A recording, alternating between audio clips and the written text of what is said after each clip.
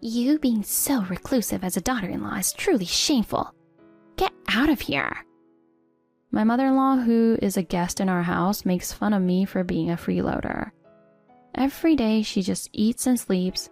Isn't she much more of a freeloader than I am? Who should really be the one leaving? Look out, mother-in-law. I'm going to destroy your spirit. My name is Kelly. Recently, I've gotten hooked on potato chips. While watching TV, I kept munching on them, and now at the age of 39, I've got this extra weight around my waist. I've barely moved and eaten way too many calories. Yikes. This happened about 2 years ago. My job now lets me work remotely. Normally, I would be thrilled thinking, yay, no commute means I can sleep in. But, how long are you going to stay home? Shouldn't you start getting ready for work? My mother-in-law keeps scolding me for using my saved commute time to relax with coffee. It's not exactly living together, she's just freeloading without asking. As the world faced the COVID pandemic, and a year had passed since my husband and I stopped visiting his parents' house, suddenly my mother-in-law appeared at our home with a large suitcase. Is my son well? I want to be with my grandchild, so I'm moving in today. What? Of course, both my husband and I were against it. We have a 5-year-old daughter, and we stopped visiting to protect her from infection. Honestly, I disliked the visits from my mother-in-law, who came from a more urban area than our home, and essentially my father-in-law was left behind at their home. I feel sorry for my father-in-law, and living with my mother-in-law is especially bothersome. There's not a single benefit, so I want her to go back. I tried to make these complaints sound nicer and told her, but she just ignored us completely. She wasn't interested in hearing us out. No matter how many times we say we want you to go back, she responds with "you're cold to the elderly" or "young people nowadays don't care about their parents." And somehow we end up being lectured and she stays without permission. Is it because we're weak that she pushes her way in? No, there are people in the world who don't listen and are very assertive. In fact, on the first day my mother-in-law moved in, a huge argument broke out, and instead of going home, she tried to barricade herself on the 2nd floor of our house. When I blocked the door to prevent her from entering the room, she threw a tantrum, causing our child to cry in fright. It was terrible. Exhausted from work and childcare, my husband and I didn't have the energy to stand up to such a monster like her. Thus, we were forced into living with this terrible mother-in-law. While I sipped coffee, glaring at me, I said, "I told you yesterday I'm working from home now." I had to explain to my mother-in-law again that my work form had changed. COVID has spread within the company, so we've introduced remote work. I don't have to go to the office. You're lying. There's no way you can work from home. Saying that, my mother-in-law snorted. Remote work is increasing now, you know. Even the news says that train users have decreased due to remote work. Haven't you seen it? I know that. But you are working for a construction company, right? How can someone in construction work from home? I'm in the admin department. As long as I have a computer, I can communicate with my team. Whatever, you're lying. You shouldn't underestimate the elderly. You might think we don't understand computers, but I know all about them. I know well enough that such a convenient job doesn't exist. Here we go again. My mother-in-law insists that what she believes is correct, no matter how much truth I tell her. She refuses to listen to anything else. She is a master of preaching to justify herself and eventually exhausts those she lectures.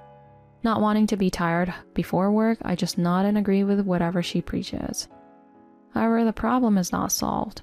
As expected, the next day and the day after, my mother-in-law began to gradually call me a freeloader as I continued to work from home.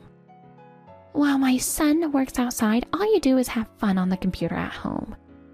If you have time to eat, sleep, and play on the computer, do some housework. She hurls abuse like this constantly. By the way, I do take care of the house properly. I make breakfast for my mother-in-law, clean the house, do the shopping. All of it is done by me.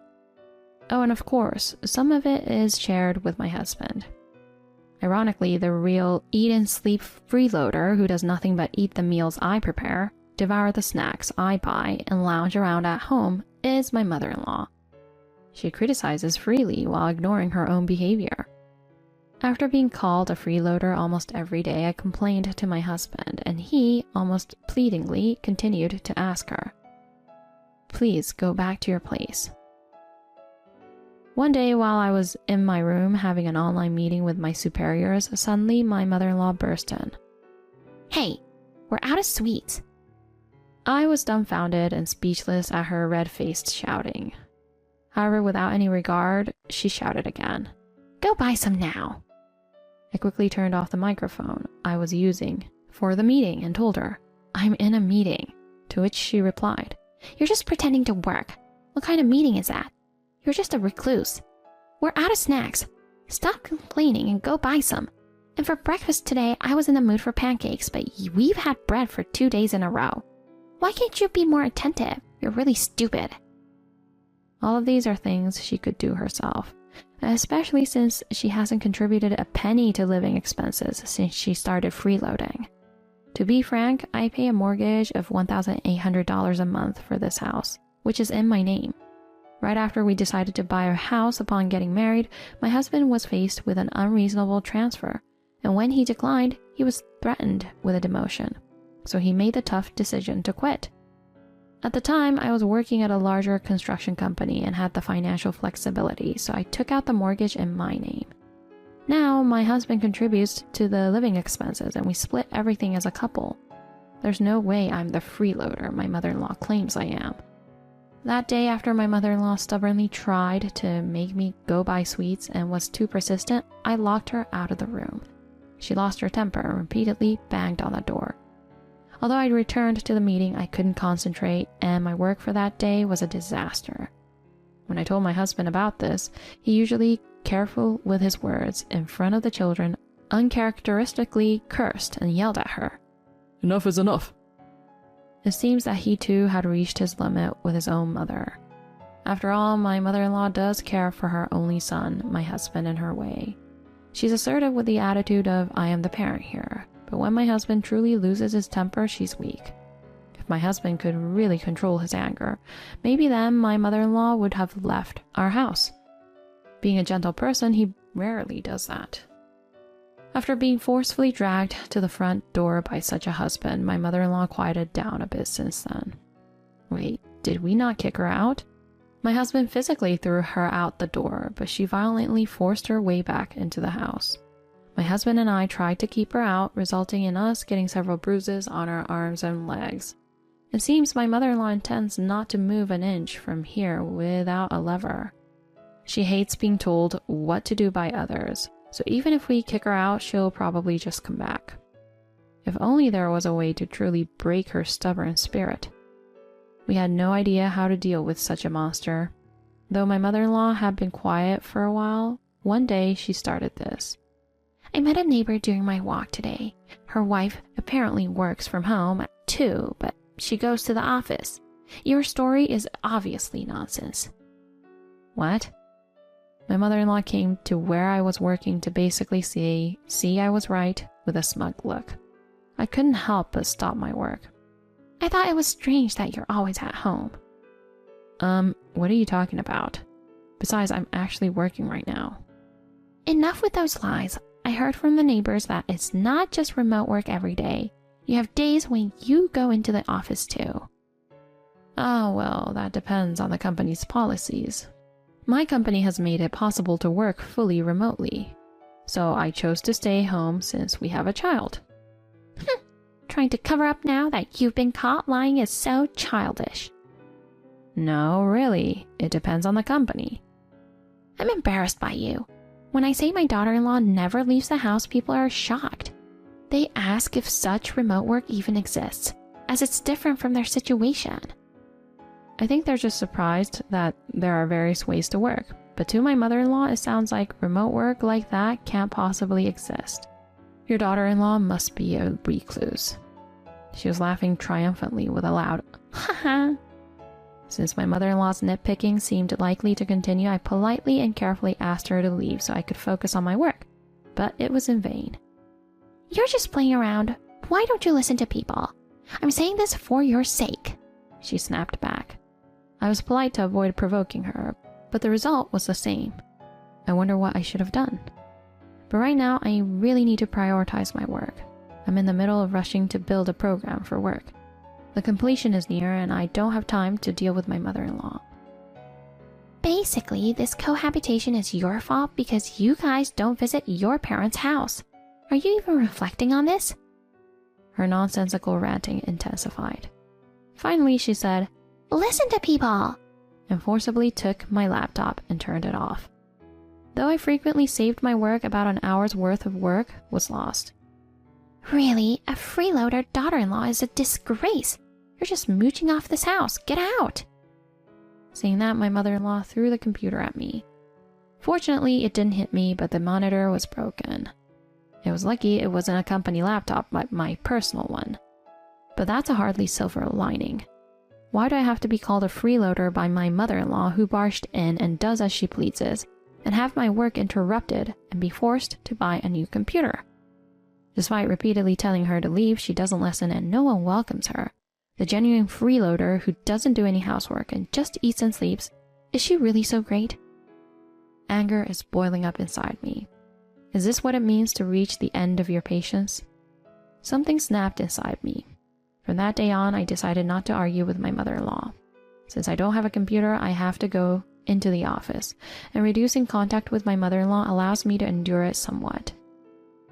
"Finally started working, huh?" And various other sarcastic remarks were made, but I just brushed them off with a yes, yes. After hearing about the whole situation from me, my husband completely lost his temper and was adamant about kicking her out. At this point, just kicking her out wouldn't satisfy me. Luckily, I just needed to endure a little longer until my mother-in-law goes on a trip with an old friend. During that time, I'll definitely give her a taste of her own medicine. A week later, unaware of my schemes, my mother-in-law's voice echoed from the entrance. "I'm home." She seemed to be in a good mood as she returned from her trip and came upstairs. "Oh, what? What happened?" She was frantically fiddling with the doorknob. "Welcome back, mother-in-law." "Why are you in my room?" "Since I'm a freeloader, I thought I'd shut myself away in your room." "What?" Yes, I had taken over the room my mother-in-law was using after she went on her trip. "Stop joking and unlock this door. You're ruining the good mood I got for my trip. Get out of my room." "Why? This is my house." "What?" "I own this house. There was never a room for you here." "Enough with your excuses. I've been using it for years, so it's my room." "I never agreed to live together in the first place, you know. I've kicked you out several times. Your current situation is more like trespassing, isn't it?" "Oh, just get out." "No." Enraged by my response, my mother-in-law kicked the door repeatedly, but I still didn't open it. "Grandma, you have to take care of things." I heard my daughter's perfectly sensible voice from beyond the door. It seems my husband was also there, advising her. "Don't turn out like Grandma." "Why do I have to be made a fool of?" Her anger intensified. "It's over, Mom. You have 3 choices. Leave now, think it over, and then leave. Or leave and never come back." "I have no choice but to leave?" Despite being infuriated by my husband's words, our daughter chimed in, perhaps understanding the situation or not, with a giggling. "Leave." It seemed to affect my mother-in-law, whose voice then became frail. "What? Haven't I been good to y'all?" "On the contrary, we have been extremely patient and kind because we are your family. But you've trampled all over that." "What? You didn't come visit us at our house at all." "There's a pandemic going on. It wasn't the time for visits. Mom, you only think about yourself." My husband's sound criticism made my mother-in-law raise her voice again, insisting, "I did nothing wrong." This is getting us nowhere. "Fine, mother-in-law, I'll open the door." "What?" Perhaps something in my tone gave her pause. She showed a look of mistrust and seemed at a loss for words. However, I didn't wait for her to respond and opened the door. The moment I did, my mother-in-law was shocked by what she saw inside. No! Why, where is Jo-hyun? Where did Jo-hyun go? I threw him out with the trash the day before yesterday. How could you do that? I'll show you. My mother-in-law lunged at me in a frenzy, but I dodged smoothly. Jo-hyun, the name she cried out, was her favorite handsome Korean idol. The reason for her trip was also because she wanted to stay at an inn where Jo-hyun supposedly visited incognito with his fans. She had been attending events he participated in whenever he came to the US and had collected CDs, limited edition merchandise, and more. When she arrived at our house from her in-laws' home, 80% of the contents in her suitcase were Jo-hyun goods. She's a hardcore fan. Upon her arrival, she had adorned the walls of the room with his posters, and several framed photos were lined up on the shelves. But now, all of that was... Why is everything Backstreet Boys now? Indeed, as she tearfully noted, all her favorite Jo-hyun items had been replaced with posters and goods of Backstreet Boys. I responded, they were up for auction, to which she angrily said, that's not the point. Oh, even the curtains have changed. Those girly pink lace curtains didn't suit your lack of charm, so I replaced them with green ones. Hey, where did that bear rug go? Why is it a mountain design now? Oh no, and Mickey Mouse too? What's this, Homer? Simpsons? I just tried to make it age appropriate. What? Wait, did you really throw away everything here, including Jo-hyun? Saying this, my mother-in-law, looking pale, shook my shoulder. As you can see, I smiled. My mother-in-law looked up at the sky for a while, surveyed the room, stared at the walls, and then, with her mouth agape, she crumpled to her knees. It seems she was really shocked, more than I had imagined. Look, mother-in-law, each of those Backstreet Boys posters I bought at auction cost about $30, including shipping. Do you think that's cheap? But look, try counting how many there are. You can't see it because of the carpet, but I've covered the floor too. And look at this mountain rug. The design is by a famous artist, and it's actually hand-woven. How much do you think it costs? Plus, I paid an unknown amount on a flea market app for this Homer stuffed toy. It was so expensive. I don't know the market value, but I bought it at a price set arbitrarily by the seller. My mother-in-law, listening to me go on, asked, What are you trying to say? Well, I expected that. If I were really a freeloader, I wouldn't have the money to buy all this, right? The fact that I can do such frivolous things shows that I usually earn my keep. So what? I've had enough. Deflated by the loss of her Jo-hyun items, my mother-in-law didn't even argue back. It's no fun if you just keep quiet. How about this then? What? As I quietly opened the dresser, my mother-in-law froze again upon seeing what I held in my hand. My clothes? From tomorrow, you'll be wearing only this fashionable pants and this t-shirt. I showed her the pants and a white t-shirt that had only the word for freeloader written on it. What is this? There's a Jo-hyun event next week. I can't be stylish now. Why don't you go in the pants? It's stylish, maybe. Probably. Possibly. If you have complaints, just leave. Leave. Following my words, both my husband and daughter criticized my mother-in-law. Overwhelmed by the continuous shocks, tears began to well up in my mother-in-law's eyes. Enough of this house. Saying this, she pulled the suitcase she had taken to her trip and left our house. The eviction plan was a great success. I had thought that nothing would affect my mother-in-law more than a lecture from my husband due to her unusual passion for Jo-hyun, but I hadn't expected to be this effective. Later, I contacted my in-laws and said, if you want the Jo-hyun goods back, please pay for the past living expenses and the computer. Did I really throw the goods away? Of course not. That would be a crime even if it's family. I just pretended to have thrown them away to break her spirit. In fact, all of my mother-in-law's personal belongings were hidden in my husband's room. Relieved, my mother-in-law immediately accepted my demands. For Jo-hyun's sake. She transferred the money for the past living expenses and a new computer to our account. However, the money came from her husband's retirement funds, which were supposed to be saved for any future needs. Moreover, the money for the trip and her fan activities for Jo-hyun also came from those retirement funds. Originally, my father-in-law was bitter about my mother-in-law's uninvited stay at our house, and furious about the reckless spending of his retirement funds. Naturally, they ended up divorcing after a huge fight. Since the family home originally belonged to my father-in-law, my mother-in-law was kicked out. Probably hoping to rely on us, my mother-in-law found herself without support after my husband declared he wouldn't take care of her. After such a flashy showdown with me, she resigned herself to her fate and didn't seek help. In the end, she moved in with her estranged sister, but was reportedly quite tormented by her nieces. Good riddance. Meanwhile, our household has become even livelier with our daughter starting elementary school.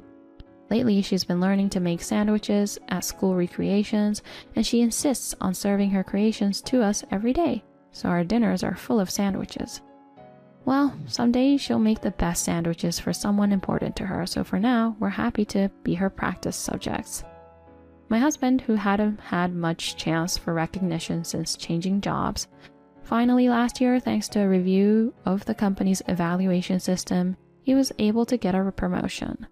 It's tough when you join a company from the good old days without a solid evaluation system. Hopefully, times will keep changing for the easier.